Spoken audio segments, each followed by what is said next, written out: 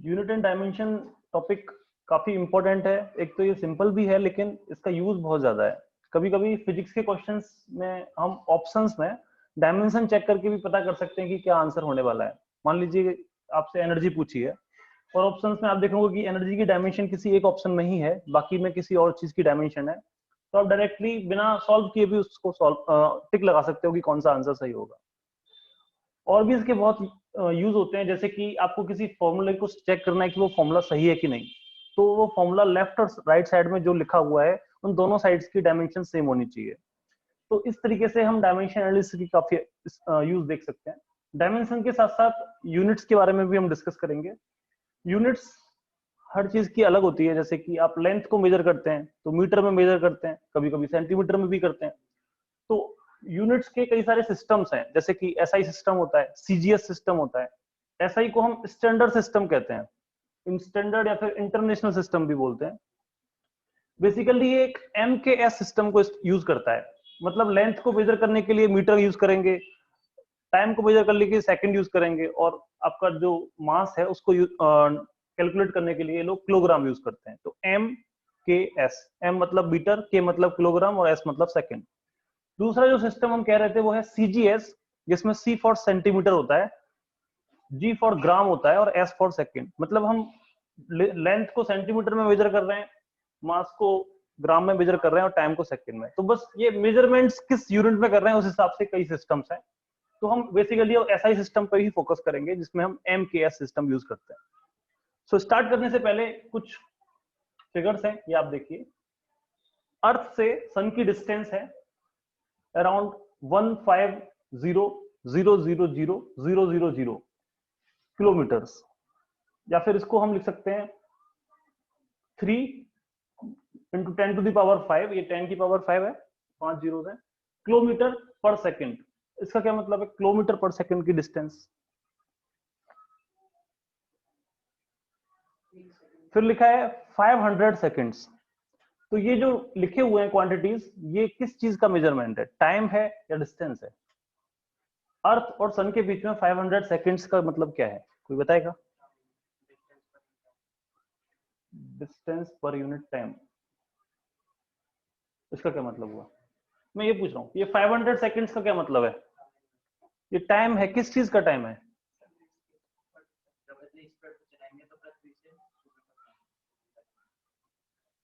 Right. अगर हम इतनी स्पीड से, ये स्पीड क्या है, ये वेलोसिटी ऑफ लाइट है। तो इसको अगर आप मीटर पर सेकंड में लिखोगे तो ये किलोमीटर को आप मीटर में करेंगे तो 10⁻³ से मल्टीप्लाई करना होगा। तो बेसिकली ये 3 × 10⁸ है। तो अगर आप 3 × 10⁸ मीटर पर सेकंड से सन से अर्थ की तरफ आएंगे तो आपको 500 सेकंड्स लगेंगे। जैसे कि सनलाइट आती है, तो सनलाइट जब यहाँ से स्टार्ट करती है ट्रेवल करना, तो उसको अर्थ तक पहुंचने में जो टाइम लगता है वो है 500 सेकंड्स, 8 मिनट 20 सेकंड्स। और वो जो डिस्टेंस ट्रेवल करती है वो डिस्टेंस ये है। तो बेसिकली ये डिस्टेंस है जो कि अर्थ से सन के बीच में है।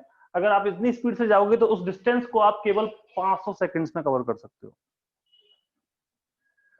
दूसरा डायग्राम देखिए, वहां पे हमने एक लॉन्ग डिस्टेंस को मेजर किया था जो कि किलोमीटर्स में थी, 150 × 10⁷ किलोमीटर्स था।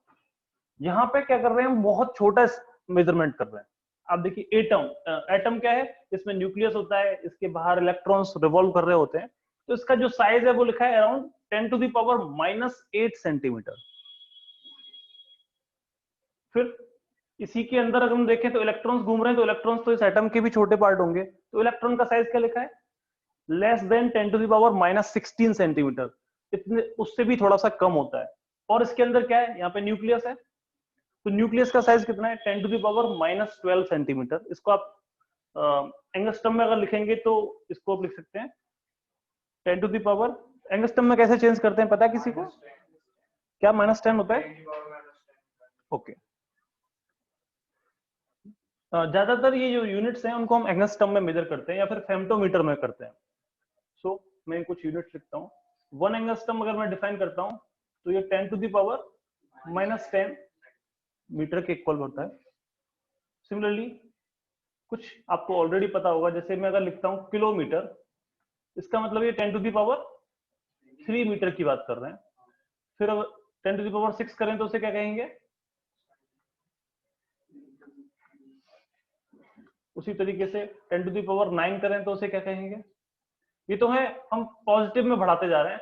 नेगेटिव में अगर हम बढ़ाएं, मैंने लिखा 10 टू द पावर -3 मीटर, मैंने लिखा 10 to the power -6 metre, 10 to the power -9 metre, फिर आप लिख सकते हैं 10 to the power -12 metre.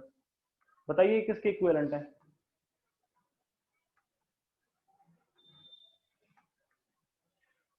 Ten to the power -3, इसका मतलब आपने मीटर में क्या किया? 1000 से डिवाइड किया, तो इसको हम लिखते हैं मिलीमीटर। उसी तरीके से 10 टू द पावर -6 को हम लिखते हैं माइक्रोमीटर। इसको इस माइक्रो सिंबल से रिप्रेजेंट करते हैं, ये एक्चुअल में माइक्रो है। उसी तरीके से 10 टू द पावर -9 को हम क्या बोलते हैं? नैनोमीटर। 10 टू द पावर -12 को क्या बोलते हैं? पिकोमीटर। और -15 को हम बोलते हैं फेम्टोमीटर। ये फेम्टो है,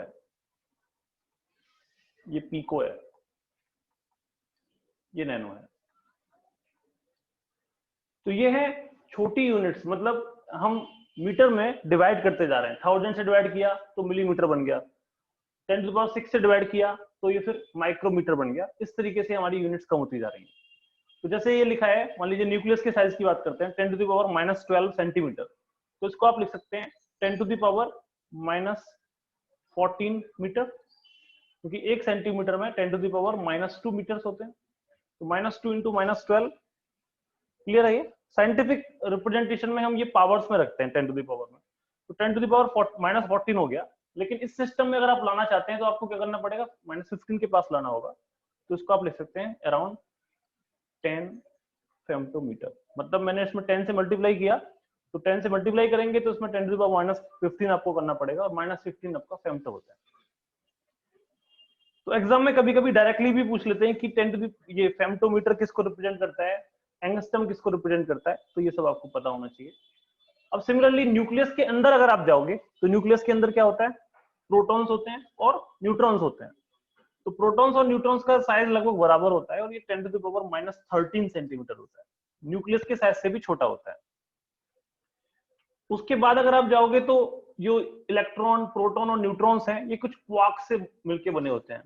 अप कार्क, डाउन कार्क, ये हम इलेक्ट्रोमैग्नेटिक थ्योरी जब पढ़ेंगे वहां डिस्कस करेंगे। तो अब इसका साइज तो फिर इससे भी छोटा हो जाएगा। तो बेसिकली हम क्या कर रहे हैं? सबसे पहले एटम लिया, उसके जो कॉन्स्टिट्यूएंट्स हैं इलेक्ट्रॉन और न्यूक्लियस, उसका देखा, फिर न्यूक्लियस के कॉन्स्टिट्यूएंट्स का देखा, और फिर जो पार्टिकल्स मिले हमें इलेक्ट्रॉन, प्रोटॉन, न्यूट्रॉन, इनके अंदर फिर से हमने डिवाइड किया। तो इस तरीके से ये कंटिन्यूसली आपका साइज कम होता जा रहा है। तो ये सब मेजरमेंट्स क्या हैं? एक लेंथ का मेजरमेंट है, ये जो लिखा है 10 टू द पावर -16 सेंटीमीटर, ये किस चीज को रिप्रेजेंट करता है? अगर मैं एक एटम को एक स्फेरिकल बॉल मान लूं, तो ये उस स्फीयर की रेडियस को रिप्रेजेंट कर रहा है। कि अगर मैं यहाँ पे इसका सेंटर मानूंगा तो यहाँ से यहाँ तक की जो डिस्टेंस है, वो जो आपको लिखी है वो है 10 to the power -8 centimetre. Okay, दूसरा मेजरमेंट। अब यहाँ देखिए, यहाँ पे क्या हो रहा है? बीच में सन है, ये सन है, और इसके अराउंड अर्थ हमारी रिवॉल्व कर रही है, चारों तरफ घूम रही है। लेकिन वो रिवॉल्व करने के साथ साथ रोटेशन भी करती है। मींस वो अपनी धुरी पे घूमती भी रहती है और फिर वो चारों तरफ भी घूमती रहती है। दोनों काम एक साथ चल रहे हैं। परिक्रमण और घूर्णन इनको हिंदी में बोलते हैं। तो यहाँ पे कुछ डेट लिखी है कि इस लोकेशन पे जब वो आती है 21 जून को, 20 से 21 जून के बीच में, तो हम कहते हैं कि काफी बड़ा दिन है, कहते हैं ना। तो ये सब जो आपको लिख रहा है, ये है कि वो रिवॉल्यूशन जब करती है तो कितना टाइम लगता है उसको? 365 डेज। और अगर उसको एग्जैक्टली देखें तो वो होता है 365 डेज और 6 आवर्स। मतलब इतना टोटल टाइम लगता है अर्थ को इस सन के अराउंड रिवॉल्व करने में। फिर वो कैलकुलेशंस के लिए हम क्या करते हैं? इस 6 आवर को एक्सक्लूड कर देते हैं। केवल हम कहते हैं कि साल हमारा केवल 365 डेज का है।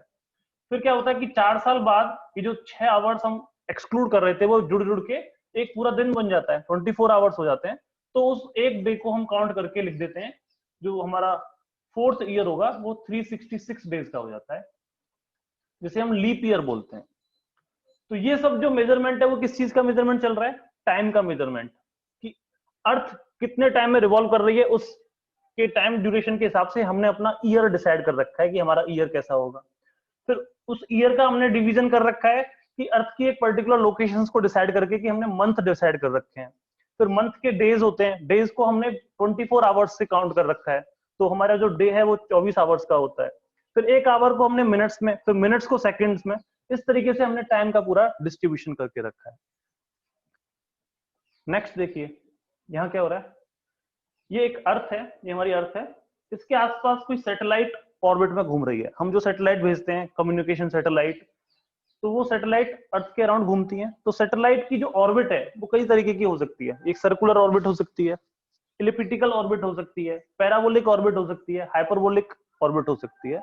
और हर ऑर्बिट में मान लीजिए ये अर्थ है, यहाँ से जो डिस्टेंस होगी उस डिस्टेंस की बेसिस पे सैटेलाइट की जो स्पीड है वो अलग अलग होती है। ये जो डिस्टेंस है इसके बेसिस पे डिसाइड होगा कि वो कितना स्पीड से मूव कर रही है। जब हम ग्रेविटेशन पढ़ेंगे तो हमें दिखाई देगा कि कितना स्पीड, कितना डिस्टेंस पे कितना स्पीड से वो रोटेट करती है, जिसे हम ऑर्बिटल वेलोसिटी कहते हैं। तो यहाँ पे जो मेजरमेंट हो रहा है वो है वेलोसिटी का मेजरमेंट। अभी हमने थोड़ी देर पहले डिस्टेंस का मेजरमेंट देखा, फिर हमने टाइम का मेजरमेंट देखा, अब ये है डिस्टेंस बाई टाइम, मतलब वेलोसिटी का मेजरमेंट चल रहा है यहाँ पे। उसी तरीके से यहाँ पे वो था ऑर्बिटल वेलोसिटी कि कितना वेलोसिटी से वो किसी ऑर्बिट में घूमते हैं, और ये मेजरमेंट है एस्केप वेलोसिटी, मतलब हम किसी पार्टिकल को कितना वेलोसिटी दें कि वो उस पर्टिकुलर ग्रेविटेशनल पुल को छोड़ दे। जैसे आप कोई बॉल ऊपर फेंकते हो तो बॉल क्या करती है, वापस आ जाती है। हम उस बॉल को कितना स्पीड दें ताकि वो वापस ही ना आए, उस वेलोसिटी को हम बोलते हैं एस्केप वेलोसिटी। तो वो एस्केप वेलोसिटी हर प्लैनेट के लिए अलग अलग होगी, क्योंकि हर प्लैनेट का मास अलग है, हर प्लैनेट का वॉल्यूम या फिर रेडियस अलग है। तो उसके हिसाब से तो उसकी जो ग्रेविटेशनल एक्सेलरेशन की जो वैल्यू है, जी जो है, वो अलग अलग होगा। तो इसलिए सबके लिए जो एस्केप वेलोसिटी है वो भी अलग है। तो ये मेजरमेंट है कितना एस्केप वेलोसिटी होनी चाहिए। बेसिकली ये जो आपको डायग्राम दिख रहे हैं वो रॉकेट का लॉन्च दिखा रहे हैं कि रॉकेट को कितना स्पीड दें कि वो ग्रेविटेशनल पुल को छोड़ के चला जाए। तो ये सब मेजरमेंट्स देखने के बाद अब हम अपना टॉपिक स्टार्ट करते हैं। तो बेसिकली हम जो international system of units SI system पढ़ने वाले हैं, उसमें हमारी 7 यूनिट्स होती हैं, 7 बेसिक यूनिट्स होती हैं, जिनके बेसिस पे हम बाकी की यूनिट्स को डराइव कर सकते हैं। इनमें सबसे इंपॉर्टेंट जो यूनिट है वो है मीटर, जो कि डिस्टेंस की यूनिट है, मतलब लेंथ को मेजर करने के लिए हम मीटर में कन्वर्ट करते हैं। फिर टाइम की यूनिट जिसे हम सेकंड्स में देखते हैं। फिर तीसरा है हमारा सबसे इंपॉर्टेंट मास, जिसको हम किलोग्राम में काउंट करते हैं। फिर ऊपर देखिए केल्विन, जिसमें हम टेम्परेचर मेजरमेंट करते हैं। जैसे अब डॉक्टर आपका थर्मामीटर से बुखार चेक करता है, तो वो क्या करेगा, आपको थर्मामीटर लगाएगा और उसमें एक स्केल होता है, और उस स्केल के बेसिस पे आप पता कर सकते हैं कि कितना आपका टेम्परेचर है। लेकिन टेम्परेचर की 2 और यूनिट्स भी होती हैं, डिग्री सेल्सियस, फ़ारेनहाइट। वो सब हम जब हीट एंड थर्मोडायनेमिक्स टॉपिक पढ़ेंगे वहां पर डिस्कस करेंगे। वहां पे हम ये भी डिस्कस करेंगे कि कैसे हम एक टेम्परेचर यूनिट को दूसरी टेम्परेचर यूनिट में कन्वर्ट कर सकते हैं। फिर देखिए मोल होती है, कैंडला होती है, जो इंटेंसिटी ऑफ लाइट को मेजर करती है कि लाइट की जो इंटेंसिटी है वो कितनी ज्यादा है। आपने जैसे बल्ब लगा रखा है, 100 वाट का है तो उससे कुछ लाइट निकलेगी। आपने 100 वाट का कर दिया के बाद उसको 200 वाट, 250 वाट, तो जैसे जैसे आप उसकी पावर बढ़ाते जा रहे हैं तो उसकी लाइट की जो इंटेंसिटी उससे निकल रही है वो बढ़ती जा रही है। तो कैंडला बताता है कि कितना इंटेंसिटी का लाइट है। फिर किसी इलेक्ट्रिकल सर्किट में जो करंट फ्लो कर रहा है उसको मेजर करने के लिए हम यूज करते हैं एम्पियर, जो कि इलेक्ट्रिकल करंट के मेजरमेंट के लिए। तो बेसिकली ये 7 स्टैंडर्ड यूनिट्स हैं जिनके थ्रू हम बाकी के यूनिट्स को डिराइव कर सकते हैं। अभी हम डिस्कस करेंगे केवल 3 यूनिट्स के बारे में, मीटर, सेकंड और किलोग्राम, और हम देखेंगे कि कैसे हम इन 3 यूनिट से बाकी की यूनिट्स को डिराइव करते हैं। उससे पहले हम देखेंगे कि ये जो यूनिट्स हैं इनका जो स्टैंडर्ड मेजरमेंट है, मींस 1 मीटर है तो इसकी डेफिनेशन की 1 मीटर का क्या मतलब है, इतनी डिस्टेंस को ही 1 मीटर क्यों कहते हैं, वो किस बेसिस पर डिसाइड हो रहा है। सिमिलरली किलोग्राम वो किस बेसिस पर डिसाइड हो रहा है, वो हम देख लेते हैं। तो ये कुछ डेफिनेशंस हैं।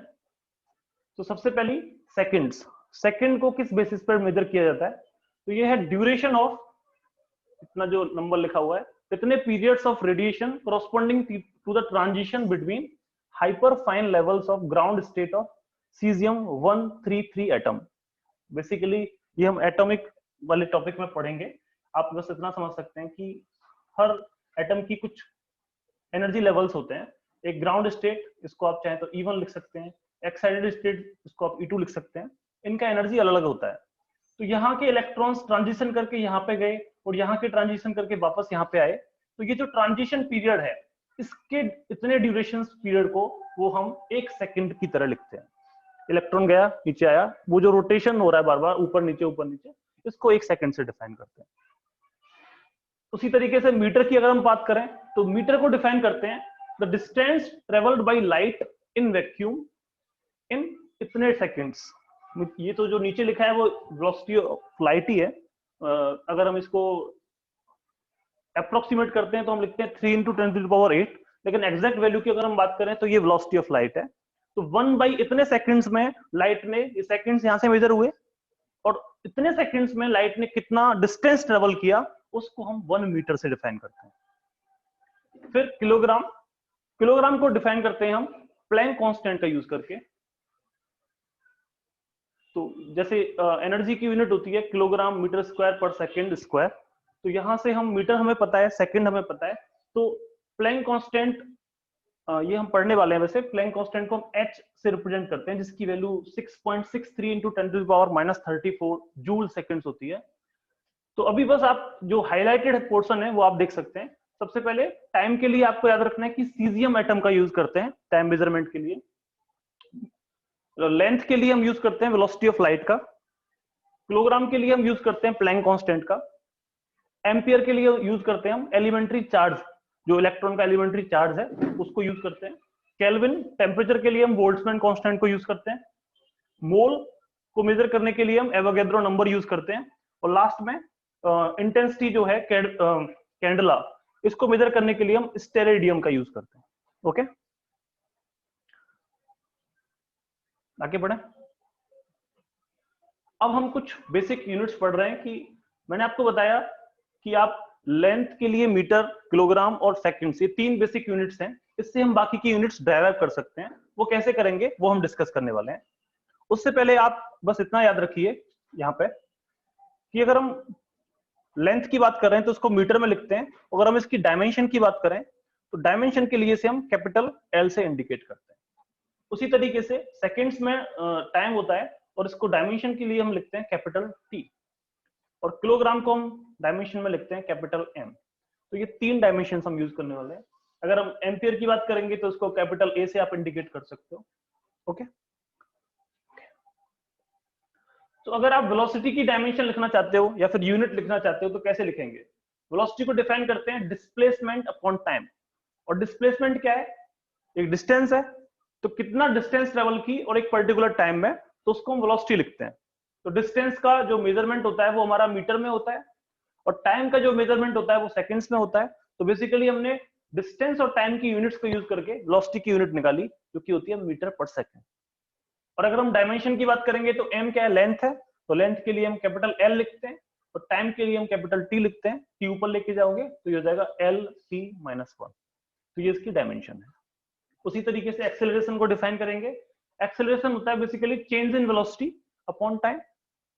तो वेलोसिटी की यूनिट क्या है हमारे पास? मीटर पर सेकंड, और उसको भी टाइम से डिवाइड करेंगे तो ये हो जाएगा मीटर पर सेकंड स्क्वायर।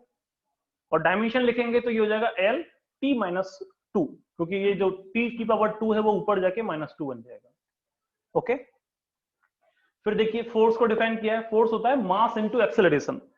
तो किसी पार्टिकल का कितना मास है और कितने एक्सेलरेशन से वो मूव कर रहा है, तो उसे हम फोर्स कहते हैं। तो मास को हम किलोग्राम में लिखते हैं, एक्सेलरेशन की यूनिट मीटर पर सेकंड स्क्वायर, तो ये हो गया किलोग्राम मीटर पर सेकंड स्क्वायर। और इसको हम डिफाइन करते हैं 1 न्यूटन से। तो ये है फोर्स की यूनिट। अगर इसकी डायमेंशन आप लिखेंगे तो ये कैपिटल M हो जाएगा, ये आपका L हो जाएगा, और ये T-2 हो जाएगा, तो ML-T-2। फिर अगर हम वर्क की बात करें तो वर्क को कह सकते हैं फोर्स इनटू डिस्प्लेसमेंट। फोर्स आपका न्यूटन हो गया और डिस्प्लेसमेंट आपका मीटर में हो गया, तो इसे आप न्यूटन मीटर कह सकते हैं, या फिर आप इस तरीके से भी लिख सकते हैं किलोग्राम मीटर स्क्वायर पर सेकंड स्क्वायर। और बेसिकली वैसे हम वर्क की बात करें तो ये जूल में भी हम लिखते हैं, तो ये जूल के इक्विवेलेंट भी हो सकता है। और इसकी डायमेंशन हो जाएगी ML²T-2। सेम वर्क की तरह ही एनर्जी का भी होता है, तो एनर्जी को भी हम जूल से लिख सकते हैं या फिर इस तरीके से, और डायमेंशन दोनों की सेम होगी। टॉर्क को अगर हम डिफाइन करें, टॉर्क आपने देखा होगा, टॉर्क को हम इस तरीके से लिखते हैं आर क्रॉस एफ। तो आर क्या हो गया, डिस्टेंस हो गया, और डिस्टेंस इंटू फोर्स अगर हम कर रहे हैं तो ये भी हमारी वर्क की तरह ही यूनिट आनी चाहिए। तो टॉर्क की यूनिट क्या हो जाएगी, न्यूटन मीटर, जो कि जूल के इक्विवेलेंट है, और इसकी डायमेंशन सेम हो जाएगी ml²T⁻²। तो ये क्लियर है।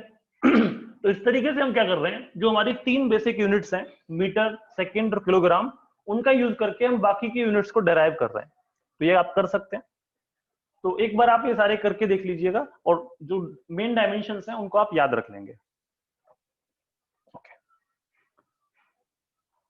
अब कुछ 2 स्पेसिफिक यूनिट्स आती हैं जो एग्जाम्स में पूछते हैं कि एस्ट्रोनॉमिकल यूनिट का क्या मतलब है और लाइट ईयर का क्या मतलब है। तो बताइए क्या मतलब है, कुछ आइडिया है? लाइट ईयर क्या रिप्रेजेंट करता है, डिस्टेंस को या टाइम को? ईयर को देख के आपको ऐसा तो नहीं लगता कि ये टाइम है? तो क्या होता है light year? Basically light year होता है कि लाइट एक साल में कितना डिस्टेंस ट्रेवल करेगी। लाइट कैसे ट्रेवल करती है, वेलोसिटी ऑफ लाइट से। तो उस वेलोसिटी से एक साल में जितना डिस्टेंस ट्रेवल किया जाएगा उसको हम लाइट ईयर बोलते हैं। जो ज्यादा दूर हमारे स्टार्स हैं या फिर गैलेक्सीज हैं, उनकी डिस्टेंस को हम लाइट ईयर में मेजर करते हैं। तो लाइट की वेलोसिटी आपको पता है 3 × 10⁸। ईयर को आप लिखेंगे 365 डेज, फिर डेज को हम आवर्स, और आवर्स को मीटर, मिनट्स, और मिनट्स को सेकंड्स में कन्वर्ट कर सकते हैं। तो उस तरीके से मल्टीप्लाई करेंगे तो ये होता है 9.46 × 10⁻15 मीटर। तो ये होता है हमारा लाइट ईयर। उसी तरीके से हम एस्ट्रोनॉमिकल यूनिट्स को डिफाइन करते हैं। It is the mean distance of earth from the sun. Earth से सन की जो डिस्टेंस है उसको हम एस्ट्रोनॉमिकल यूनिट लिखते हैं। अब इस मीन डिस्टेंस का क्या मतलब है?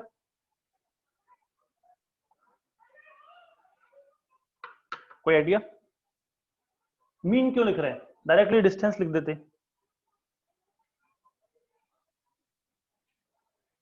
वो आप यहां से देख सकते हैं। जब अर्थ इस सन के अराउंड रिवॉल्व कर रही है तो इसकी जो ऑर्बिट है वो सर्कुलर नहीं होती है, वो इलिप्टिकल ऑर्बिट होती है। ये हम केपलर्स लॉ जब पढ़ेंगे तब आपको अच्छे से समझ में आएगा। तो इलिप्टिकल ऑर्बिट होने की वजह से इसका जो सन जो है वो इसके एक फोकस पे है। इलिप्स आप जानते हैं? ओके, यहां पे लिख लेते हैं। इलिप्स कुछ इस तरीके से होता है। ये इसकी मेजर एक्सिस है और ये इसकी माइनर एक्सिस है। अब इस मेजर एक्सिस पे इसके 2 फोकस होते हैं, एक फोकस यहाँ पे होगा कहीं और एक फोकस यहाँ पे होगा कहीं। तो केपलर का लॉ कहता है, एक लॉ, कि कोई भी प्लानेट अपनी ऑर्बिट में इस तरीके से घूमता है, एक इलिप्टिकल ऑर्बिट में घूमता है। ये पहला लॉ है। और दूसरा लॉ है कि उस इलिप्टिकल ऑर्बिट का एक फोकस ऐसा होगा जहां पे सन होगा, और ये इस इलिप्स के अराउंड इस तरीके से घूम रहा होगा। तो आप देख सकते हैं कि एक टाइम ऐसा होगा जब इसकी डिस्टेंस सन से काफी कम होगी, फिर धीरे धीरे डिस्टेंस बढ़ती जा रही है, और एक टाइम ऐसा होगा जिससे इसकी डिस्टेंस सन से काफी दूर हो जाएगी। सन हमारा इस फोकस पे है, तो यहाँ पे इसकी डिस्टेंस मैक्सिमम है और यहाँ पे इसकी डिस्टेंस मिनिमम है। तो इन दोनों पोजीशंस को हम पेरीहीलियन और एपीहीलियन बोलते हैं। यह है पेरीहीलियन और यह है एपीहीलियन। पेरीहीलियन का मतलब जो सबसे पास की डिस्टेंस है, और एपीहीलियन का मतलब जो सबसे दूर की डिस्टेंस है। तो इसलिए अगर हमें सन से अर्थ की डिस्टेंस को मेजर करना है तो हम उसको मीन डिस्टेंस बोलते हैं, एवरेज डिस्टेंस, क्योंकि ये अलग अलग लोकेशंस पे अलग अलग डिस्टेंस है, तो उन सबका एवरेज देख रहे हैं। तो इसीलिए यहाँ पे एक वर्ड लिखा हुआ था, mean distance of earth from the sun, और इस डिस्टेंस को हम लिखते हैं एस्ट्रोनॉमिकल यूनिट। क्लियर है? तो ये 2 यूनिट्स आप याद रखिए। अब हम कुछ एप्लीकेशंस देखते हैं कि जो हम डायमेंशन एनालिसिस पढ़ रहे हैं इसके यूज क्या है। तो पहला यूज है इसका कन्वर्जन ऑफ यूनिट्स। मतलब हम एक यूनिट को दूसरी यूनिट में कन्वर्ट कर सकते हैं। हम ऐसा यूनिट से सीजीएस सिस्टम में जा सकते हैं। एफकेएस सिस्टम आप जानते हैं? एफपीएस एक होता है एसआई सिस्टम, जिसको हम एमकेएस सिस्टम भी बोलते हैं। एक होता है सीजीएस सिस्टम और एक होता है एफपीएस सिस्टम। क्या डिफरेंस है इन सब में? एमकेएस का मतलब हम जान चुके हैं, मीटर, किलोग्राम और सेकंड्स। सीजीएस का मतलब आपको पता है सेंटीमीटर, ग्राम और सेकंड, और एफपीएस का मतलब है फुट, पाउंड, फूड नहीं है, फुट है, पाउंड और ये सेकंड्स। मतलब हम डिस्टेंस को फुट में मेजर करेंगे, मास को पाउंड में मेजर करेंगे और टाइम को तो सेकंड में ही करेंगे। टाइम आपका हर यूनिट में सेकंड में काउंट हो रहा है। क्लियर है? तो एक यूनिट से दूसरी यूनिट में कन्वर्ट करने के लिए हम डायमेंशंस का यूज कर सकते हैं। कैसे करेंगे वो हम देखते हैं। हम क्या लिख सकते हैं कि n1 है कि कोई कोफिशिएंट, मान लीजिए आप लिखना चाहते हैं 5 न्यूटन को कन्वर्ट करना चाहते हैं, उसकी इक्विवेलेंट, वैसे सीजीएस में अगर हम देखें तो सीजीएस में हम न्यूटन की बजाय डाइन लिखते हैं, तो उसके इक्विवेलेंट कितने डाइन के बराबर होगा, मतलब 5 न्यूटन को अगर हम सीजीएस में कन्वर्ट करें तो वो कितना नंबर आएगा, वो नंबर क्या होगा। तो इस नंबर को हम n1 लिख रहे हैं और इसकी जो डायमेंशन है उसको हम u1 लिख रहे हैं। सिमिलरली यहाँ पे जो नंबर आने वाला है उसको हम n2 लिख रहे हैं और इसकी जो डायमेंशन है उसको हम u2 लिख रहे हैं। तो इस का यूज कर सकते हैं हम। तो बेसिकली हम क्या लिखेंगे n1, और इसमें जो डायमेंशन है वो डायमेंशन तो सेम रहेगी, m1 to the power a, l1 to the power b and t1 to the power c। Similarly यहाँ पे भी बस चेंज क्या होगा कि अगर ये हमारी SI यूनिट है और ये अगर हमारी CGS यूनिट है तो हम मीटर की जगह पे लिखेंगे 1 मीटर, L की जगह पे लिखेंगे, सॉरी M की जगह पे हम लिखेंगे 1 किलोग्राम, L की जगह पे हम लिखेंगे 1 मीटर और T की जगह पे 1 सेकेंड। और जब हम CGS में जाएंगे तो इस M को क्या लिखेंगे 1 ग्राम, यहाँ पे लिखेंगे 1 सेंटीमीटर और यहाँ पे लिखेंगे 1 सेकेंड। कैसे कर सकते हैं इसका हम एग्जांपल लेते हैं। मान लीजिए आप ग्रेविटेशनल कांस्टेंट G, जिसको हम लिखते हैं 6.67 इंटू 10 टू द पावर -11 इसकी वैल्यू होती है। यूनिट क्या है इसकी, newton metre square divide by kilogram square, और इसको आप कन्वर्ट करना चाहते हैं CGS सिस्टम में। तो CGS सिस्टम में कन्वर्ट करने से पहले हम इसकी डायमेंशन निकालेंगे। डायमेंशन कैसे कैलकुलेट करेंगे, n न्यूटन की डायमेंशन है जिसकी डायमेंशन हमने देखी थी m/l/t-2। ये मीटर स्क्वायर है तो इसकी डायमेंशन हो जाएगी l स्क्वायर, और डिवाइडेड बाई किलोग्राम स्क्वायर है तो इसकी डायमेंशन हो जाएगी m-2। ये क्लियर है? तीनों का मल्टीप्लाई करेंगे तो आपको क्या मिलेगा, m-1 m into m-2, l into l square करेंगे तो l क्यूब हो जाएगा, और ये t-3, सॉरी t-2। तो ये हमारी G की डायमेंशन हो गई। तो G की डायमेंशन हमने लिख ली। अब इसको कैसे कन्वर्ट करेंगे, तो कन्वर्ट करने के लिए हमारे पास फॉर्मूला है n1 into dimension in the SI system equals to n2 into dimension in the CGS system. तो हमें n2 कैलकुलेट करना है, n1 हमें पता है 6.67 इंटू 10 टू द पावर -11 है, तो हम इसे लिखेंगे n2 equals to n1 times m1 upon m2 to the power -1, l1 upon l2 to the power 3, क्योंकि यहाँ पे 3 का फैक्टर है, फिर t1 अपॉन t2 -2। याद रखिए जहां यहाँ पे 1 आ रहा है वो आपका SI सिस्टम को बता रहा है, और जहां जहां पे 2 आ रहा है वो हमारा CGS सिस्टम को इंडिकेट कर रहा है। तो इसमें जो m1 है इसको हम 1 किलोग्राम लिख सकते हैं, और इसमें m2 को हम लिखेंगे 1 ग्राम। सिमिलरली ये हमारा 1 मीटर, ये हमारा 1 सेंटीमीटर, ये 1 सेकंड, ये 1 सेकंड, क्योंकि टाइम तो दोनों में सेकंड्स में ही काउंट होता है। तो ये हो गया हमारे पास 1 किलोग्राम, और ये जो नीचे ग्राम था उसको किलोग्राम में अगर कन्वर्ट करेंगे तो 10 टू द पावर -3 कर सकते हैं, या फिर आप उल्टा भी कर सकते थे, किलोग्राम को ग्राम में कर सकते थे। हम कर लेते हैं यहाँ पे, तो हम लिखेंगे n1 into 1 kilogram divide by 1 gram to the power -1, फिर हम लिखेंगे 1 metre upon 1 centimetre to the power 3, और फिर लिखेंगे 1 second upon 1 second to the power -2। तो ये फैक्टर तो कैंसिल। यहाँ पे हम किलोग्राम को ग्राम में कन्वर्ट कर सकते हैं, तो हम लिखेंगे 1000 टू दी पावर -1, 1000 ग्राम, तो ग्राम से ग्राम कैंसिल होगा। सिमिलरली 1 मीटर को हम सेंटीमीटर में करेंगे तो 100 सेंटीमीटर आएगा, तो इसे लिख सकते हैं 100 सेंटीमीटर कैंसिल हो जाएगा, 10 टू दी पावर 3।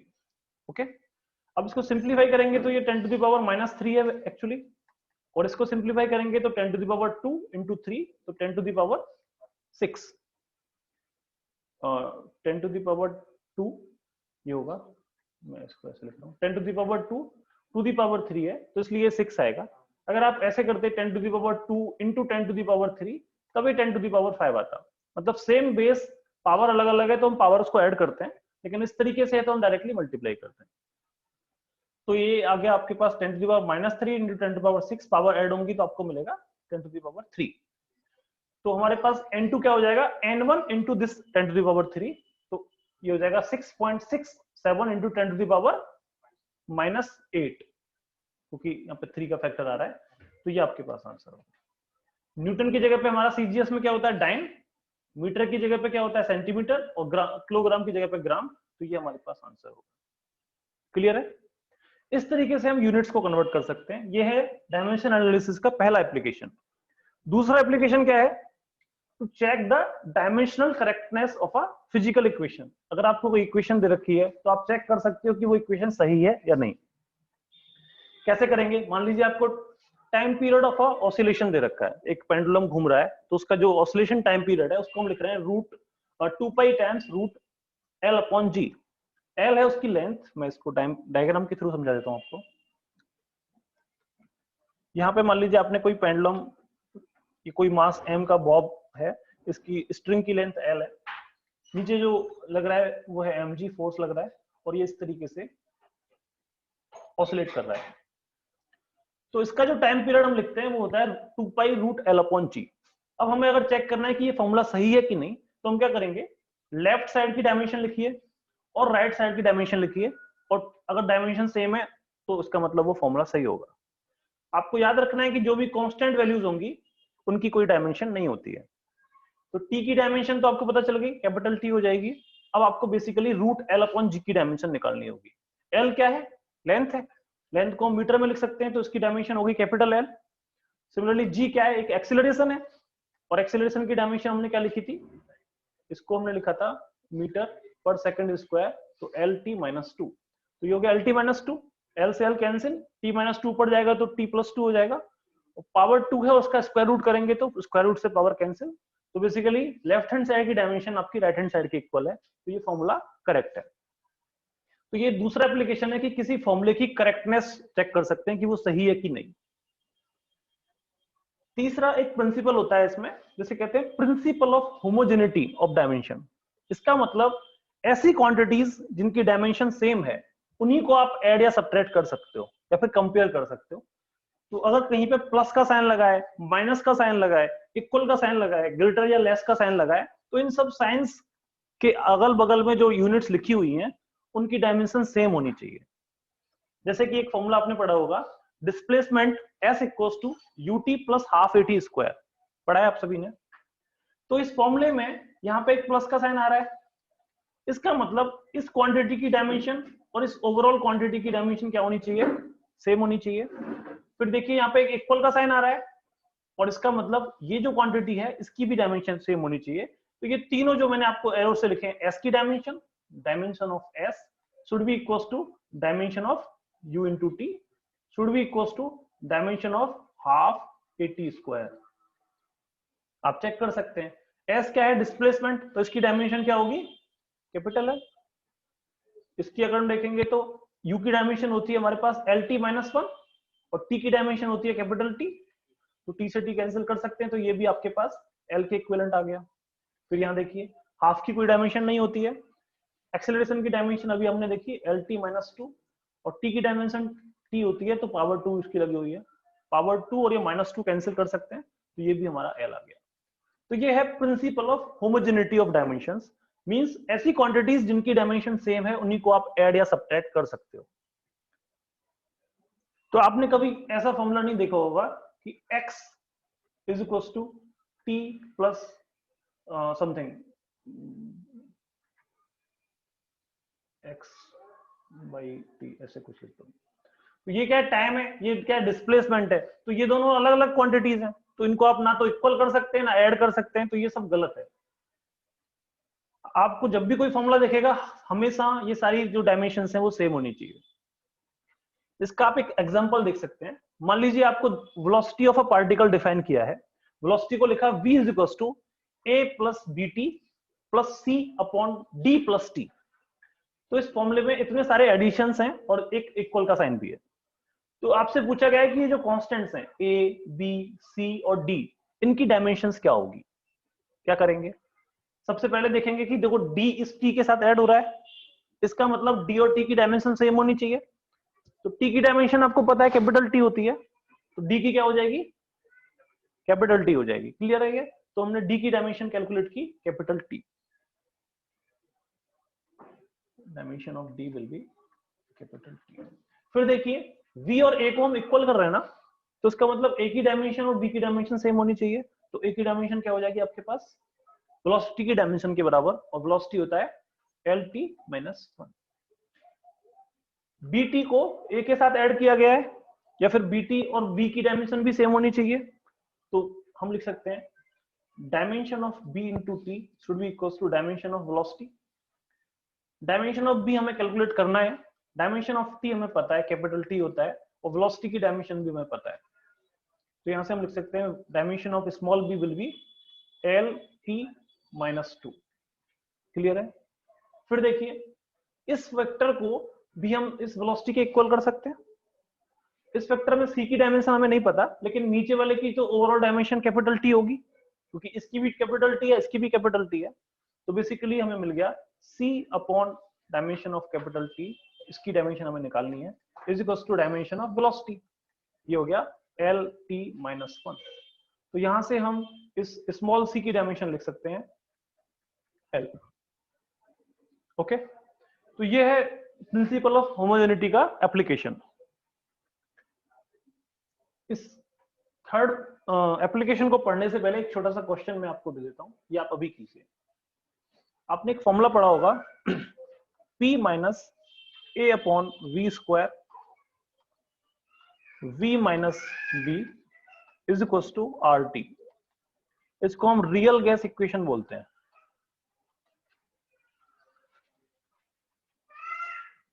पढ़ा है आप सभी ने? इसमें जो कैपिटल T है वो टेम्परेचर है, कैपिटल R आपका गैस कांस्टेंट है, ये जो आपको कैपिटल V दिख रहा है ये आपका वॉल्यूम है, और ये जो आपको कैपिटल P दिख रहा है ये आपका प्रेशर है। तो आपको पूछा गया है ये स्मॉल a और स्मॉल b की डायमेंशन क्या होगी। क्वेश्चन क्लियर है सभी को? ओके, कीजिए।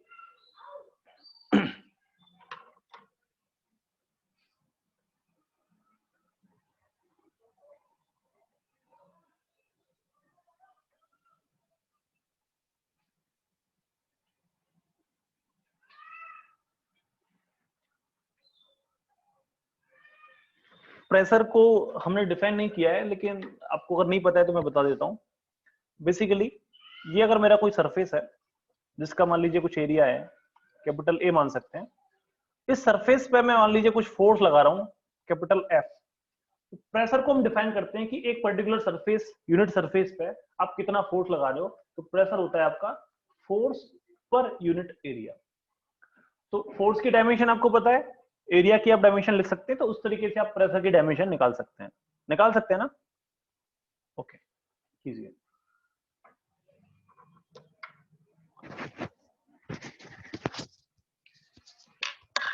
मैं जस्ट एक मिनट में।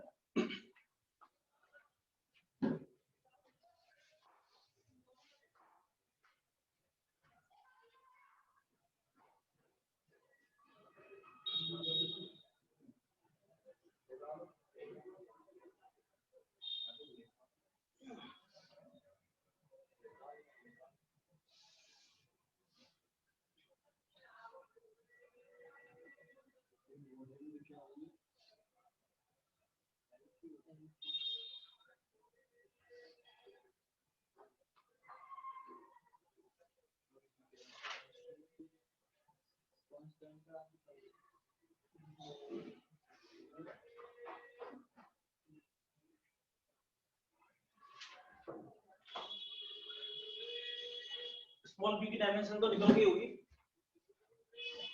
क्या ही?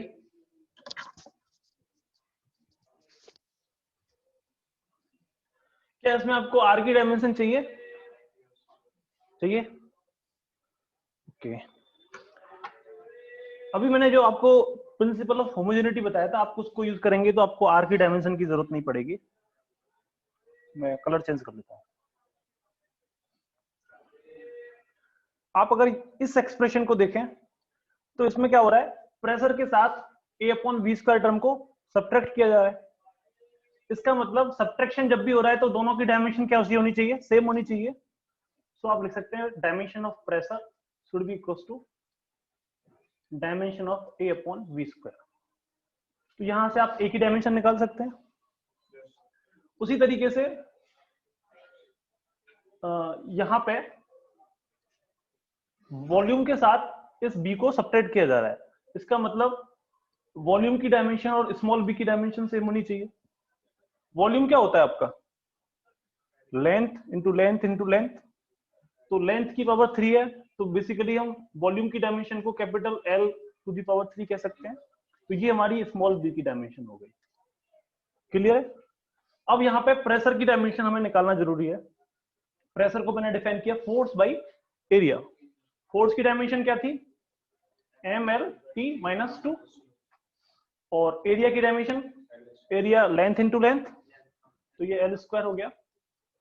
तो बेसिकली हम लिख सकते हैं यहां से प्रेशर की डायमेंशन होती है हमारे पास M L minus 1 T minus 2।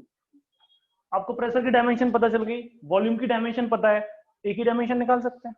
तो ए की डायमेंशन क्या आ जाएगी? ए की डायमेंशन होगी प्रेशर की dimension that is M L minus 1 T minus 2 into volume की डायमेंशन। वॉल्यूम की डायमेंशन क्या है? एल क्यू, और उसको हम क्या पावर कर रहे हैं? 2 पावर कर रहे हैं। तो ये 6 हो जाएगा।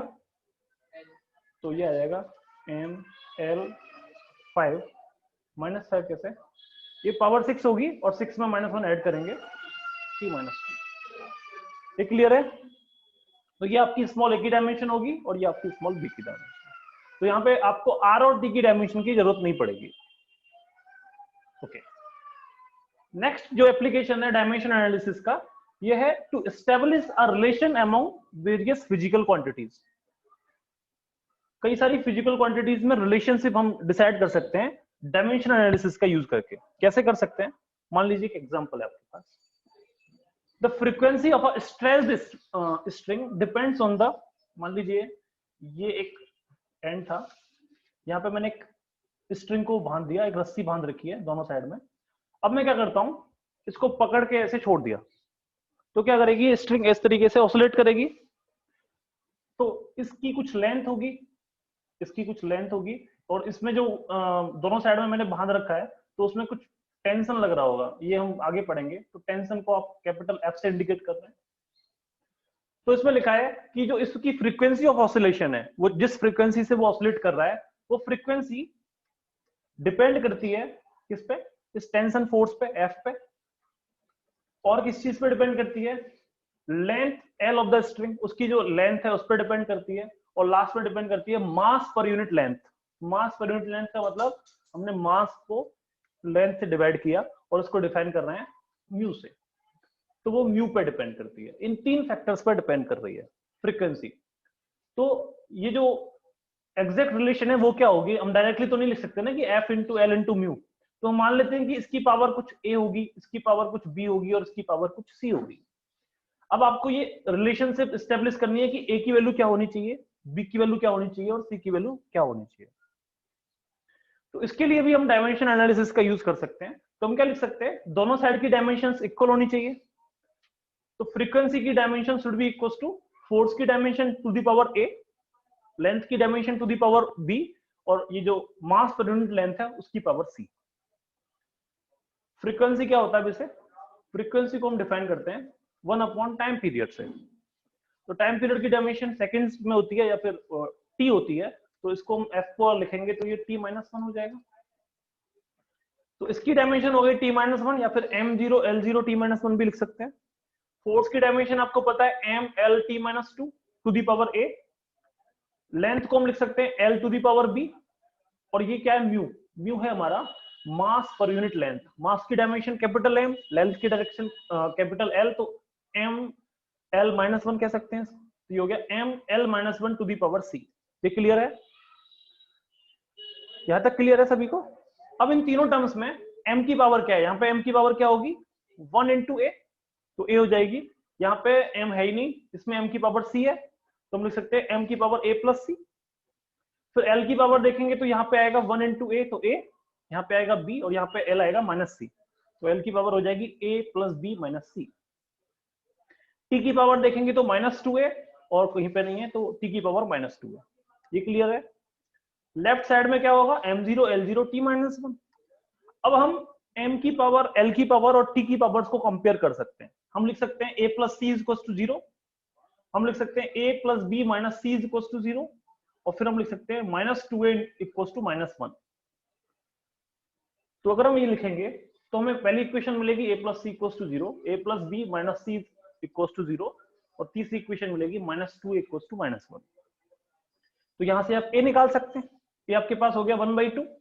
a की वैल्यू मिल गई तो यहाँ पे पुट कर सकते हैं, तो c मिल जाएगा माइनस 1/2।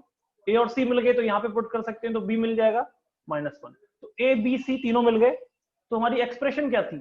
हमारी एक्सप्रेशन थी फ्रीक्वेंसी इज इक्वल टू कोई constant k times f to the power a, l to the power b and mu to the power c। यही एक्सप्रेशन थी। a की वैल्यू हमें पुट कर सकते हैं, b की और c की तीनों की पुट कर सकते हैं, तो हमें मिलेगा f equal to capital F की पावर हाफ, स्मॉल l की पावर -1 और म्यू की पावर -12। पावर माइनस का मतलब नीचे फैक्टर होगा, तो l नीचे आ जाएगा, म्यू भी नीचे आएगा, और हाफ का मतलब स्क्वायर रूट होता है, तो हम लिख सकते हैं frequency equals to k by L root f upon mu. तो ये है हमारी frequency of oscillation of the string. Clear है यहां तक? तो इस तरीके से हम किसी भी फॉर्मूले को एस्टेब्लिश कर सकते हैं यूजिंग द डायमेंशनल एनालिसिस। अब इसकी कुछ लिमिटेशंस भी हैं, ऐसा नहीं है कि ये बहुत ज्यादा आगे काम भी आएगा। कुछ लिमिटेशंस क्या है इसकी? सबसे पहले लिमिटेशंस है कि हमें पता नहीं चलता कि कोई कांस्टेंट क्वांटिटी है तो वो क्या है। जैसे कि हमने फॉर्मूला ड्राइव किया तो f आया हमारे पास k upon L root f upon mu. अब इसमें जो k कांस्टेंट है उसकी वैल्यू क्या होगी ये हमें नहीं पता। ये कैसे पता चलेगा? जब हम एक्सपेरिमेंट्स करेंगे कि हम एक पर्टिकुलर फोर्स लगाएंगे, पर्टिकुलर मास पर यूनिट लेंथ रखेंगे, तो हमें फ्रीक्वेंसी निकल के आएगी। उस फ्रीक्वेंसी के हिसाब से हम ये k को कैलकुलेट कर सकते हैं, और जो k कैलकुलेट करेंगे तो वो हाफ आएगा। अब इस k की वैल्यू हाफ होगी, ये हमें डायमेंशनल से पता नहीं चल रहा है, तो ये इसकी पहली लिमिटेशन है कि कांस्टेंट्स की वैल्यू हमें पता नहीं चलती। दूसरी लिमिटेशन है कि trigonometric functions, exponential functions, logarithmic functions को हम एनालाइज नहीं कर सकते। मान लीजिए आपके पास कोई फॉर्मूला होता y is equal to 10 kx minus omega T. आपने वेव इक्वेशंस पढ़ी होंगी, y is equal to a sin kx minus omega T, पढ़ी है सभी ने? अभी हम आगे भी पढ़ेंगे वैसे। तो इस साइन के अंदर ये जो फैक्टर्स आ रहे हैं इनको हम एनालाइज नहीं कर सकते यूजिंग द डायमेंशन। तो हमें नहीं पता चलेगा कि साइन का फैक्टर कुछ आ रहा होगा, क्योंकि साइन जो ट्रिग्नोमेट्रिक फंक्शंस हैं, जो एक्सपोनेंशियल फंक्शंस हैं, मतलब e to the power something आप कर देंगे, या फिर लॉगरिथमिक फंक्शंस हैं, उनकी कोई डायमेंशन नहीं होती है। तो डायमेंशन एनालिसिस क्या बोलेगा कि साइन के अंदर जो भी फैक्टर आ रहा है उसकी कोई डायमेंशन नहीं होनी चाहिए। तो हमें साइन के फैक्टर्स, ये सारे फैक्टर्स के बारे में नहीं पता चलेगा। ये इसकी दूसरी लिमिटेशन है। तीसरी लिमिटेशन है अगर कोई क्वांटिटी 3 से ज्यादा फैक्टर्स पर डिपेंड करती है तो हम उसको नहीं निकाल सकते। अभी हमने फ्रीक्वेंसी की कैलकुलेशन की थी क्योंकि वो केवल 3 फैक्टर्स पर डिपेंड कर रही थी, कैपिटल एफ, स्मॉल एल और उस मास पर यूनिट लेंथ पे। लेकिन अगर चौथा भी कोई फैक्टर होता तब उसका फॉर्मूला हम डायमेंशन एनालिसिस का यूज करके नहीं कैलकुलेट कर सकते। ओके, तो ये हमने इसकी लिमिटेशंस पढ़ी। अभी हम कुछ ऑब्जेक्टिव क्वेश्चंस करते हैं। क्वेश्चंस आप करोगे, बाद में मैं उसको आपको समझाऊंगा। पहला क्वेश्चन है ये, कुछ आ गया, उससे पहले कुछ एग्जांपल्स हैं। इसकी डायमेंशन आप चेक कर सके, अभी कर चुके हैं हम इसकी, s equals to ut plus half at square की। इसमें से आप b और a कैलकुलेट कर सकते हैं, b की डायमेंशन और a की डायमेंशन। कैसे करेंगे? b की डायमेंशन x स्क्वायर के बराबर आनी चाहिए, तो l स्क्वायर आ जाएगी। अब b की पता है, a की निकालनी है, t की पता है और p की पता है। p क्या है आपके पास? p पावर है। इस केस में पावर को कैसे डिफाइन करते हैं? पावर को डिफाइन करते हैं वर्क पर यूनिट टाइम से। वर्क की डायमेंशन हमने अभी लिखी थी ml स्क्वायर t माइनस 2, और नीचे हमने t से डिवाइड कर दिया, तो बेसिकली पावर की डायमेंशन हो जाएगी ml स्क्वायर t माइनस 3। तो पावर की डायमेंशन पता है, ऊपर की डायमेंशन l स्क्वायर है और नीचे की इसकी कैपिटल T होगी, एक ही निकाल सकते हैं, कर सकते हैं ना। उसी तरीके से एक और रिलेशन आपसे डिराइव करने को बोला गया है, derive the formula for f using this method, जिसमें जो फोर्स है, किसी पार्टिकल पे जो फोर्स लग रहा है वो डिपेंड करता है मास पे, वेलोसिटी पे और रेडियस पे। ये बेसिकली हम फ्लूइड मैकेनिक्स की बात कर रहे हैं। अगर किसी फ्लूइड के अंदर कोई बबल है, कोई r रेडियस का, और इसकी कुछ वेलोसिटी है v, इसका कुछ मास है m, तो इस पे जो फोर्स लग रहा होगा उस फोर्स के बारे में ये बात कर रहे हैं। तो उस फोर्स को आप फिर से डायमेंशन एनालिसिस का यूज करके डिराइव कर सकते हैं और ये फोर्स आ जाएगा half mv square upon r। अच्छा, ये इसकी बात नहीं कर रहे हैं, ये सेंट्रीपिटल फोर्स की बात कर रहे हैं, आई एम सॉरी, ये ऐसे बात कर रहे हैं। एक सेंटर है, इसके अलोंग कोई मास पार्टिकल m मास का कोई पार्टिकल किसी वेलोसिटी v से किसी r रेडियस के पाथ में घूम रहा है, तो उसके लिए जो फोर्स आने वाला है उसके बारे में बात की है। तो इन क्वेश्चंस को करते हैं। पहला क्वेश्चन है आपके पास, इनमें से कौन सी क्वांटिटी प्रेशर की डायमेंशन को इंडिकेट करती है?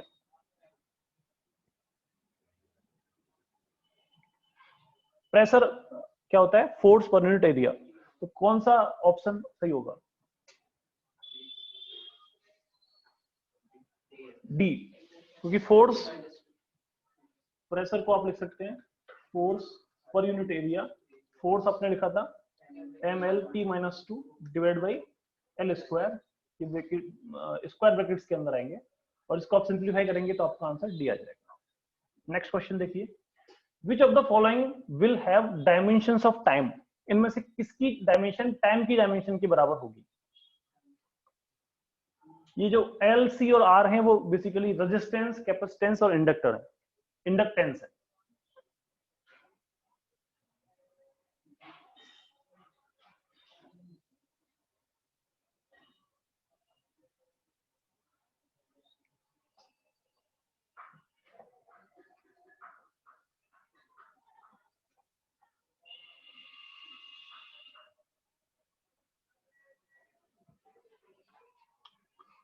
वो आप कैलकुलेट करके नहीं होगा, आपको फॉर्मूले याद रखने पड़ेंगे।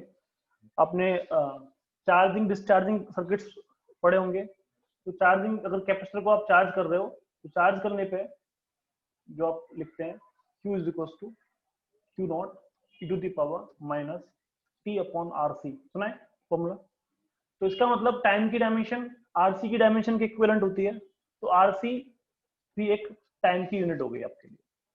उसी तरीके से आपने अगर इंडक्टर और रेजिस्टेंस का सर्किट लगा रखा है तो उस केस में जो फॉर्मूला आता है वो आप लिखते हैं I is equal to I not e to the power minus T L by R। तो इसका मतलब अगर आप इसको उल्टा करें तो आप लिख सकते हैं R बाई L का जो फैक्टर है वो टाइम के इक्विवेलेंट होना चाहिए, तभी तो एक्सपोनेंशियल की जो फैक्टर है वो डायमेंशन लेस बनेगा आपका। तो इसका मतलब आपका जो R बाई L फैक्टर है वो भी टाइम के इक्विवेलेंट होता है। फिर आपने पढ़ा होगा कि हम ओमेगा को लिखते हैं 1 by root L C. Omega क्या है? फ्रीक्वेंसी है। फ्रीक्वेंसी बेसिकली अभी हम देखा था तो ये 1 बाई टी के इक्विवेलेंट आप लिख सकते हैं। 2 पाई फैक्टर को अगर हम इग्नोर कर दें तो, अगर इसे 2 पाई भी लिखेंगे तो इसे आप 2 पाई बाई टी लिख सकते हैं, ठीक है? तो इसका मतलब जो टाइम है वो एलसी के नहीं, रूट एलसी के इक्विवेलेंट होगा। तो अब स्क्वायर रूट ऑफ एलसी आपका इक्विवेलेंट होता है कैपिटल टी के या फिर स्मॉल टी के, टाइम के। तो टाइम के इक्विवेलेंट हमारी तीन क्वांटिटीज हैं, रूट एल सी, दूसरी है आर बाई एल और तीसरी है आर सी। ये आपको याद रखना है। इन ऑप्शंस में से केवल आपका आंसर हो सकता है डी।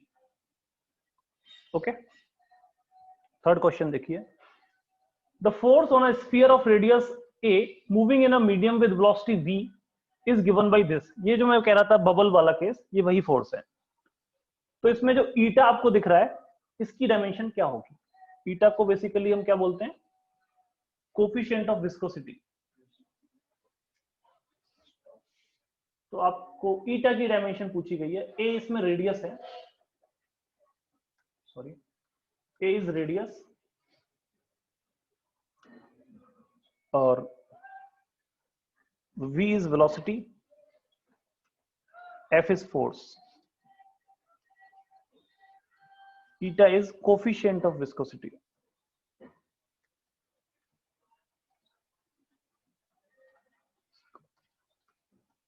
कैलकुलेट कीजिए। 6 पाई की डायमेंशन क्या होगी? कोई डायमेंशन नहीं होगी।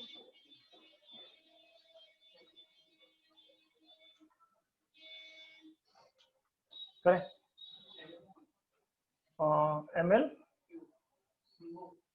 -3, ये आंसर आ रहा है आपका, दिखाइए।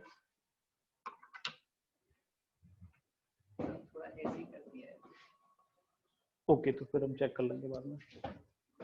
और किसी का यही आंसर आ रहा है? सेम आंसर आ रहा है? ओके, सभी का हो गया? ठीक है, कर लेते हैं एक बार। तो हमें ईटा की डायमेंशन बेसिकली कैलकुलेट करनी है। फोर्स की डायमेंशन क्या है हमारे पास? M L T minus 2। Radius की डायमेंशन, रेडियस तो लेंथ की तरह ही होता है, तो उसकी डायमेंशन कैपिटल एल हो जाएगी। वेलोसिटी की डायमेंशन एल टी माइनस 1। इसको सिंप्लीफाई करेंगे तो क्या मिलेगा? M L minus 1 T minus 1। Clear है? ये आंसर आएगा आपके पास डी।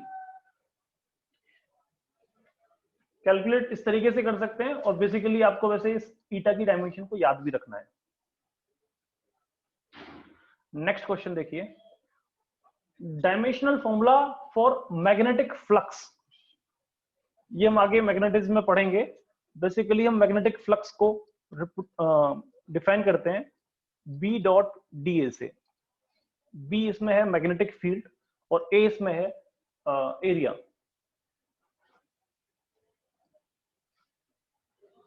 फील्ड और ये है एरिया।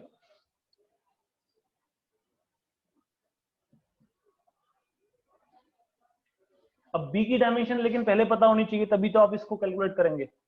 बी की डायमेंशन निकालने के लिए आप फॉर्मूला यूज कर सकते हैं। आपने पढ़ा होगा लॉरेंस फोर्स, जिसको हम डिफाइन करते हैं F equal to Q V P. इसी तरीके से डिफाइन करते हैं, जिसमें क्यू है चार्ज, वी है वेलोसिटी और कैपिटल बी है मैग्नेटिक फील्ड। तो यहाँ पे एफ की डायमेंशन आपको पता है, क्यू क्या होता है? क्यू है चार्ज, और इसको आप डिफाइन कर सकते हैं आई इंटू टी से। आई इसमें करंट है जिसकी डायमेंशन कैपिटल ए होती है। तो चार्ज की डायमेंशन आपकी हो जाएगी एटी। वेलोसिटी की डायमेंशन हम किस तरीके से डिफाइन करते हैं? एल टी माइनस 1 से। तो चार्ज की डायमेंशन हमें पता चल गई, वेलोसिटी की पता चल गई, फोर्स की आपको ऑलरेडी पता है एम एल टी माइनस 2। ठीक है, फोर्स पता चल गया, तो आप ये कैपिटल वी की डायमेंशन निकाल सकते हैं। और कैपिटल वी की डायमेंशन के साथ यहाँ पे एरिया है, तो एरिया का मल्टीप्लाई करेंगे तो आपको फ्लक्स की डायमेंशन मिल जाएगी। क्लियर है? लेकिन अगर हम फॉर्मूला वाइज देखें तो हमारे पास करंट का फैक्टर कहां पे है? यहां पे है। और कहीं पे कोई करंट का फैक्टर आपको दिख रहा है? आई का फैक्टर कहीं पे नहीं है ना। तो इसका मतलब जो कैपिटल ए आने वाला है वो एक ही आना चाहिए। और इसमें कैपिटल एक एक कहां पे है? यहाँ पे दो है, यहाँ पे दो है।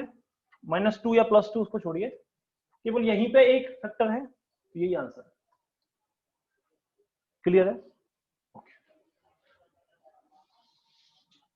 Next question, dimension of linear impulse. Impulse की डायमेंशन क्या होती है? इंपल्स का मतलब क्या होता है? इंपल्स को हम जे से डिफाइन करते हैं कि अगर दो पार्टिकल्स आपस में इंटरेक्ट कर रहे हैं तो उन पे एक पर्टिकुलर छोटे से इंटरवल के लिए, जैसे ही वो टकराए, उस टाइम पे जो फोर्स लग रहा है, उस फोर्स को अगर हम उस टाइम से मल्टीप्लाई कर दें तो उसी को हम इंपल्स कहते हैं। तो इंपल्स जे को हम डिफाइन करते हैं force into delta T.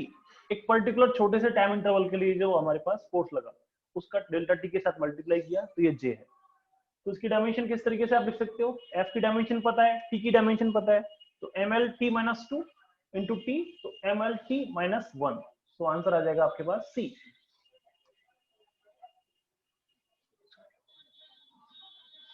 Okay, तो लास्ट है हमारे पास ग्रेविटेशनल कांस्टेंट की डायमेंशन। अभी हमने ग्रेविटेशनल कांस्टेंट का एक क्वेश्चन भी किया था, तो उसमें क्या लिखी हुई थी यूनिट्स, याद है क्या? जी इज इक्वल टू कितना था? 6.67 10 to the power -11 newton metre square पर किलोग्राम स्क्वायर। यही था ना? अगर ये याद नहीं है कि यहाँ पे क्या था, तो इसको आप याद यहां से रख सकते हो कि फोर्स को हम डिफाइन करते हैं कि अगर दो मास आपके पास रखे हुए हैं m1 m2 और इनके बीच में सेपरेशन अगर आपके पास r है, तो फोर्स हम डिफाइन करते हैं g m1 m2 upon r square. m1 m2 kilogram की यूनिट है, तो किलोग्राम स्क्वायर हो जाएगा। ये लेंथ स्क्वायर है तो मीटर स्क्वायर हो जाएगा। तो बेसिकली g हो जाएगा न्यूटन मीटर स्क्वायर पर किलोग्राम स्क्वायर। अब इसकी डायमेंशन कैसे निकाल सकते हैं? n की डायमेंशन क्या है? ml t माइनस 2, लेंथ की डायमेंशन क्या है एल स्क्वायर, और डिवाइड बाई के किलोग्राम स्क्वायर है तो उसको हम कह सकते हैं m माइनस 2, तो ये हो जाएगा m minus 1 L cube T minus 2। So answer will be C. Clear है? तो इतना ही था आज के इस वीडियो में। अगर आपको अच्छा लगा है तो जो क्वेश्चंस हैं वो आप पूछिए, और जो मैंने आपको एक टेबल दिखाई थी ना डायमेंशंस की, वो आप याद रख लीजिए क्योंकि वो काफी काम आएगी। नेक्स्ट वीडियो में हम डिस्कस करेंगे किसके बारे में, वन डायमेंशनल मोशन के बारे में, डिस्प्लेसमेंट, डिस्टेंस, इनमें डिफरेंस क्या होता है, फिर वेलोसिटी और स्पीड में डिफरेंस क्या होता है। उसके बाद हम देखेंगे कि अगर हम वन डायमेंशन में हॉरिजॉन्टली मूव कर रहे हैं तो क्या फैक्टर्स होंगे, क्योंकि हम अगर हॉरिजॉन्टली मूव कर रहे हैं तो हमारे पास ग्रेविटेशनल फोर्स नहीं आएगा, जी की वैल्यू कुछ नहीं होगी। लेकिन अगर हम वर्टिकल मोशन की बात करेंगे, हम कोई बॉल को ऊपर फेंक रहे हैं तो वहां पे जी का फैक्टर आ जाएगा, तो वो हम कैसे कंसिडर करेंगे, या फिर साइन कैसे लेंगे, अगर हम ऊपर जा रहे हैं तो हम साइन को कैसा रखेंगे, नीचे जाएंगे तब साइन को कैसा रखेंगे। ये है हमारा one dimension motion. Two dimension में क्या होता है कि आपका हॉरिजॉन्टल और वर्टिकल दोनों मोशन एक साथ होते हैं। आप किसी बॉल को इस तरीके से फेंकिए, या फिर भाला फेंकते हैं ना, तो भाला ऐसे फेंका जाता है, तो वो क्या कर रहा है, हॉरिजॉन्टली भी मूव कर रहा है और वर्टिकली ऊपर भी जा रहा है, तो उस मोशन को हम बोलते हैं टू डायमेंशन मोशन, या फिर उसको हम प्रोजेक्टाइल मोशन भी बोलते हैं। तो फिर हम उसके बारे में डिस्कस करेंगे, उसके बाद हम लोग लॉज ऑफ मोशन पे जाएंगे। ओके।